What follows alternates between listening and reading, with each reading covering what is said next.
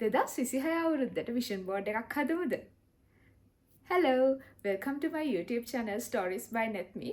අද මම කතා කරන්න හදන්නේ කොහොමද විෂන් බෝඩ් එකක් හදන්නේ කියලා.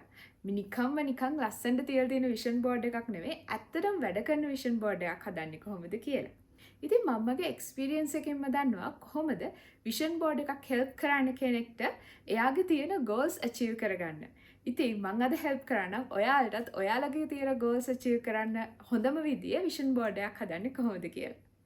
මොකක්ද මේ විෂන් බෝඩ් එකක් කියන්නේ? විෂන් බෝඩ් එකක් කියන්නේ මැජික් එකක් නෙවෙයි. ඒ වගේම නිකන් මැනිෆෙස්ටේෂන් එකකුත් නෙවෙයි.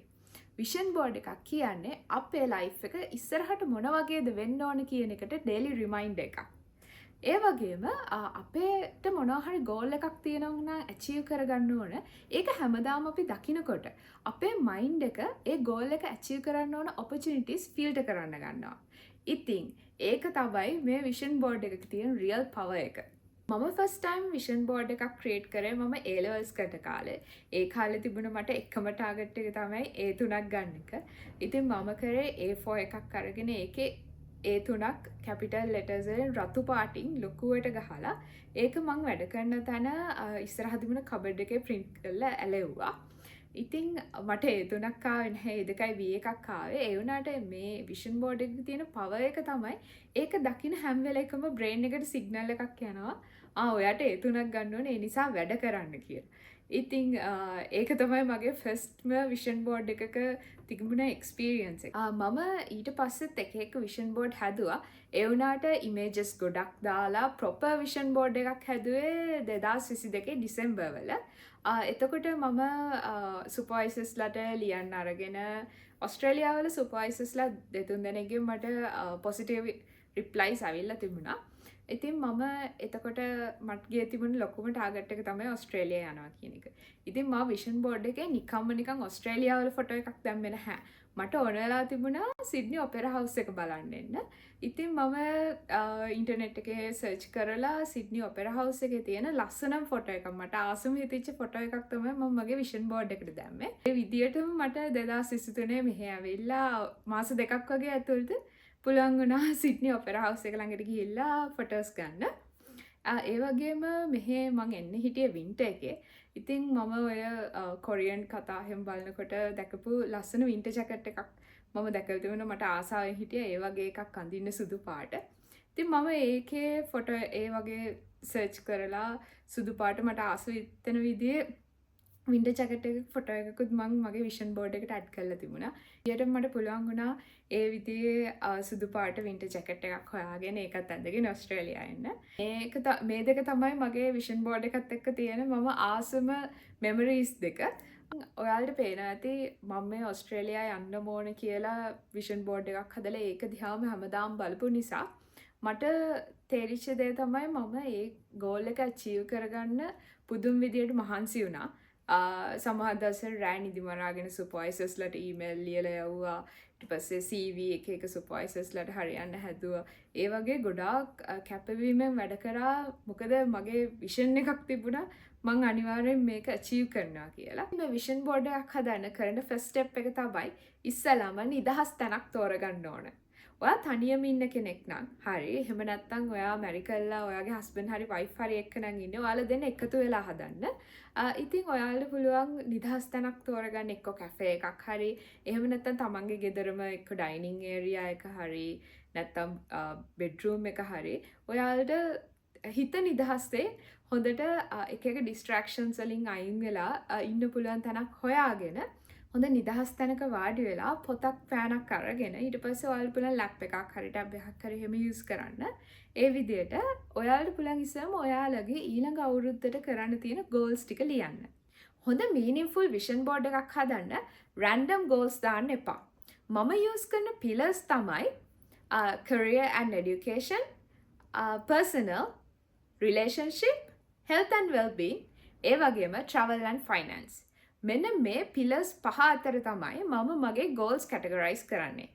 දැන් ගෝල්ස් ටික ඔක්කොම රෙඩි. දැන් මේ ටික එකතු කරලා විෂන් බෝඩ් එකක් හදන හැටි බලමු.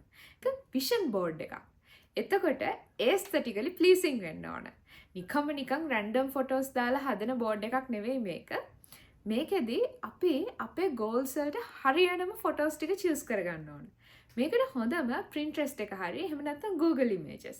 හැබැයි දැන් AI නුත් තියෙන නිසා ඔයාලට AI use කරන්න පුළුවන්. ඔයාලට කැමති විදිහේ ෆොටෝස් ජෙනරේට් කරන්න. විෂන් බෝඩ් එකකට ඉමේජස් චූස් කරද්දී රැන්ඩම් ඉමේජස් චූස් කරන්න එපා. අපි හිතමු ගර්ල් කෙනෙක් කියලා ජිම් යන්න ආස.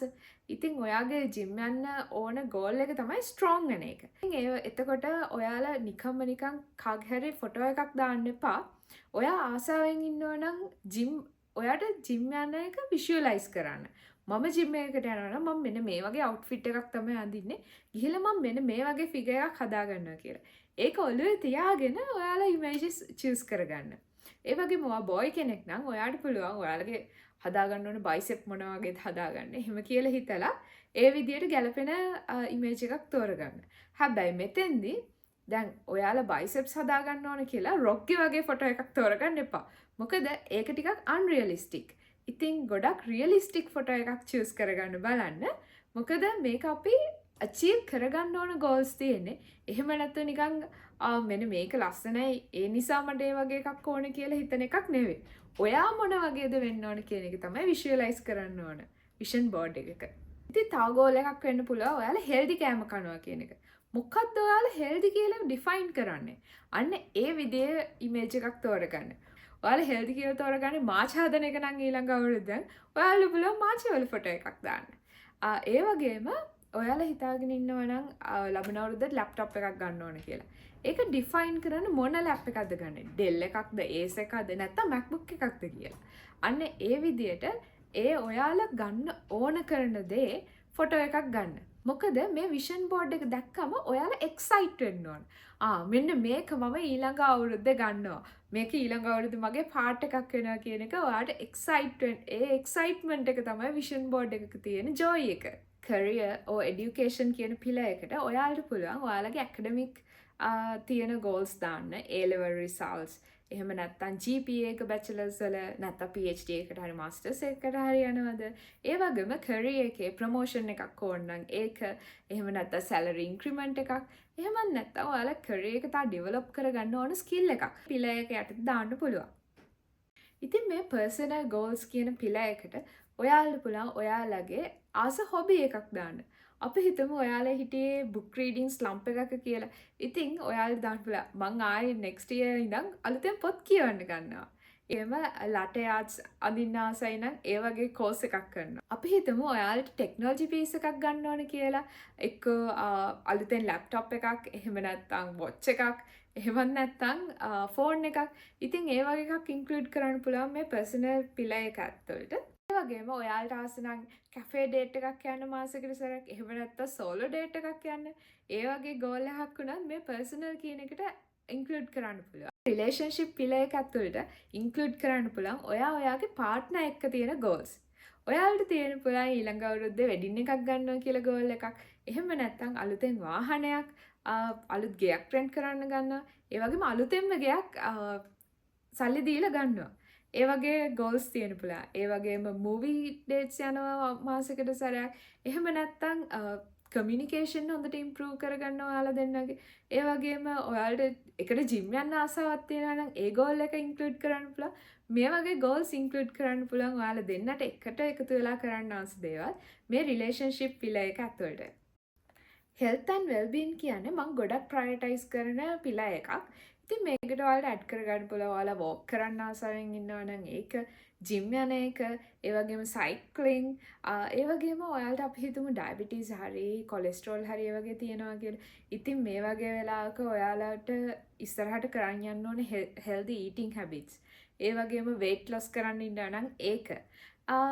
ඒ වගේම මේකෙදි ඉන්ක්ලූඩ් කරන්න පුළුවන් ඔයාලගේ mental well-being එක, sleep patterns හදාගන්න එක, ඒ වගේ goals නේ. ඊළඟ පිළ එක තමයි travel and finance. මෙතෙන්දී ඇඩ් කරගන්න පුළුවන් ඔයාලා එක්ස්ප්ලෝර් කරන්න ආසාවෙන් ඉන්න country එකක්, city එකක්, ඒ වගේ දෙයක්. ඒ වගේම අපි හිතමු ඔයාලට finance goal එකක් තියෙනවා කියලා. මෙතෙන්දී saving කියන්නේ finance goal එකක් නෙවෙයි. හැබැයි finance goal එක තමයි ඔයාලට මෙන්න මේ specific amount එක save කරන්න ඕන කියන එක. දැන් මං කිව්ව pillars අතරට ඔයාලගේ තියෙන ඔක්කොම goals ටික දාගෙන ගොඩාක් ගෝල්ස් තියාගෙන කම්ප්ලිකේට් කරගන්න එපා මේ බෝඩ් එක. මොකද සමහර වෙලාවට විෂන් බෝඩ් එක ගොඩාක් ඉමේජස් අපි දාලා තියෙනවා නම් ගෝල්ස් ගොඩාක් තියෙනවා නම් ඒක ක්ලටර් එකක් වෙන්න පුළුවන්. අපිට ඒක නිකන් විෂුවලි දැක්කම තෝරගන්න බැරි අපේ මොලේට උනත් මොකද්ද මේ තියෙන්නේ කියලා ඇත්තටම හිතා ගන්න බැරි වෙන්න පුළුවන්. ඒ නිසා ගොඩාක් ගෝල්ස් දාගන්න එපා. පුළුවන් තරම් ගෝල්ස් අඩු කරගෙන ස්පෙસિෆික් ගෝල්ස් දාගන්න. ඔයාලා දැන් ෆොටෝස් ටික තෝරගත්තනේ. ඉතින් මේ විෂන් බෝඩ් එකක් හදන්න පුළුවන් විදි දෙකක් තියෙනවා. එකක් තමයි ඔයාලට පුළුවන් මේ ඉමේජස් වෙන වෙනම print out අරගෙන ඊට පස්සේ බෝඩ් එකක් අරගෙන ඇවිල්ලා ඒ ඉමේජස් ටික ඔයාලට කැමති විදියට ප්ලේස් කරලා ඊට පස්සේ තව ඔයාලට ආස මොනවා හරි මල් හරි එක එක දේවල් ස්ටිකර්ස් අරම අලවලා ලස්සන විදියකට හදාගන්න මේ බෝඩ් එක. එහෙම නැත්නම් ඔයාලට පුළුවන් Canva වගේ යූස් කරලා ඒවල තියෙනවා ෆ්‍රී දෙන ටෙම්ප්ලේට්. ඉතින් මේ විෂන් බෝඩ් ටෙම්ප්ලේට්ස්ම තියෙනවා. ඒ ටෙම්ප්ලේට් එකක් යූස් කරලා පුළුවන් ඔයාලට ඕන ඉමේජස් ටික ඒ ටෙම්ප්ලේට් එකට දාලා අරගෙන ඊට පස්සේ A4 එකක හරි A3 එකක හරි print out එකක් අරගෙන කැමති නම් ඒක එහෙම කොහේ හරි ඔයාලා හොඳට පේන තැනක අලව ගන්න පුළුවන්. එහෙම නැත්නම් ෆ්‍රේම් කරලා නැත් අලව ගන්න පුළුවන්. ඒක ඔයාලා කැමැත්ත. ඉතින් මම ගොඩක් වෙලාවට කරන්නේ ලේසියට Canva එකේ ටෙම්ප්ලේට් එකක් අරගෙන ඒ ටෙම්ප්ලේට් එකට තමයි මගේ ඔක්කොම ෆොටෝස් ටික දාලා හදාගන්නේ. මොකද මට ටිකක් ක්ලීන් තියෙන්න ඕන මගේ විෂන් බෝඩ් එක. මම ඒක ඇලෙව්වොත් මට හිතෙනවා සමහර වෙලාවට ඒක ක්ලටර් වැඩි කියලා. ඉතින් ඒ විදියට ටෙම්ප්ලේට් එකක් අරගෙන හරි ඔයාලා කැමති විදියට ඔයා ක්‍රියේටිව් කෙනෙක් නම් ඉතින් ඔයාලට පුළුවන් මේ print out ෆොටෝස් වල වෙන වෙනම print out අරගෙන ආවිල්ලා ඕවර් ක්‍රවුඩ් වෙන්නේ නැති වෙන්න ලස්සන විෂන් බෝඩ් එකක් හදාගන්න. ඉතින් මේ විෂන් බෝඩ් එක හදලා ඒක ලැප් එකේ සේව් කරලා තියලා හරි එහෙම නැත්නම් print out එකක් අරන් කොහේ හරි කබඩ් එකක් ඇතුලේ දාලා තියලා හරි වැඩක් නැහැ. ඔයාලට පුළුවන් මේක එක්ක print out එකක් අරගෙන හරි එහෙම නැත්නම් අර මං කියපු විදියට බෝඩ් එකක් හදලා හරි ඔයාලා හැමතිස්සෙම වැඩ කරන තැනක හරි ඔයාලට හැමතිස්සෙම පේන තැනක තියාගන්න.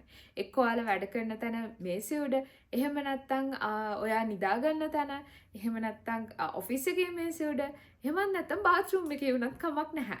මොකද ඔයාගේ ඇස් දෙකෙන් හැමදාම රිපීටඩ්ලි දකින්න දේ ඔයාගේ මනසින් හිතන්න ගන්නවා මේක තමයි මගේ 2026 මම මෙන්න මේ විදියට කොහොමද හැඩ ගැහෙන්න ඕන කියලා. ඉතින් මම හිතනවා ඔයාලගෙත් ඊළඟ අවුරුද්ද 2026 තියෙන ටාගට්ස් හැමදේම අචීව් කරගන්න මගේ මේ වීඩියෝ එක පොඩි හරි හෙල්ප් එකක් වෙයි කියලා. අපි මේ වගේ මීනින්ග්ෆුල් වීඩියෝ එකකින් ආයි හම්බෙමු. මාව සබ්ස්ක්‍රයිබ් කරලා තියාගන්න. බයි.